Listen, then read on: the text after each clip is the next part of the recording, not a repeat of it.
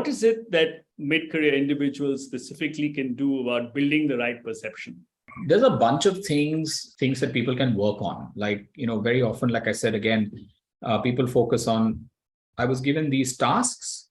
This is how I've completed the tasks. And therefore I should get this rating, I should get this promotion, and I should get this compensation bump, etc. So that's that very linear way of thinking. But very often people forget about things like how are they being viewed as a long-term potential or an asset for the organization that they're working for? Are they seen as an external brand ambassador of the organization that they're working for? Do they embody something special? Are they building some kind of a legacy that people will remember them for? What is their executive presence in a room full of people? If they got a 5-minute elevator ride with their global CEO, would they be able to make an impression, or would they not make an impression? So, those little things also matter.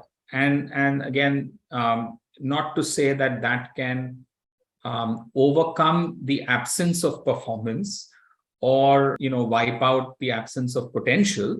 But again, in a very competitive world that we live in today, there are always a cohort of people who tick all the boxes on performance and potential. But if the rest of the package is not complete, then when there is one role and there are 4 candidates, who gets the job? The person who has a few other pluses beyond just the obvious rating and track record.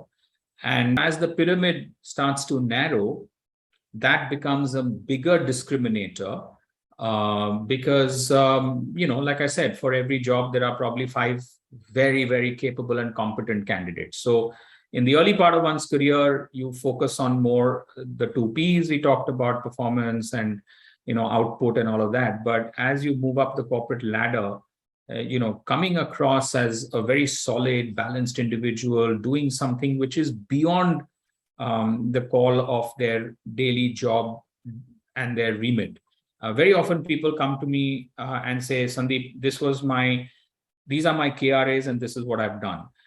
And I'm always reminding them that these were your KRAs, this is what you've done, and that's why you get a salary. If you want to be, treated exceptionally, then you need to talk to me about the 3 things which were way beyond your actual day job, which you've done. Have you created something which was disruptive? Have you done something exceptional? Have you made a mark in the last 12 months or 18 months? Created a legacy for yourself, been innovative, or something. And that's what kind of will set you apart. And very often those conversations become very interesting then, because people were so focused on making sure that they did what they were being asked to do or what was on their goal sheet that, they've kind of forgotten that there's more to it than that.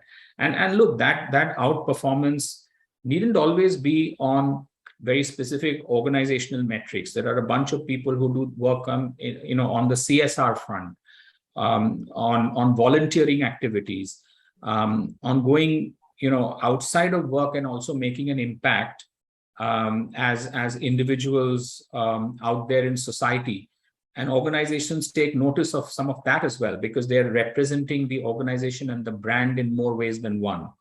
So it's not always about just saying, I over-delivered by 30% over my target. It's a question of how you performed on a much broader landscape than just your scorecard or your metrics. And that's sort of a big thing these days as well.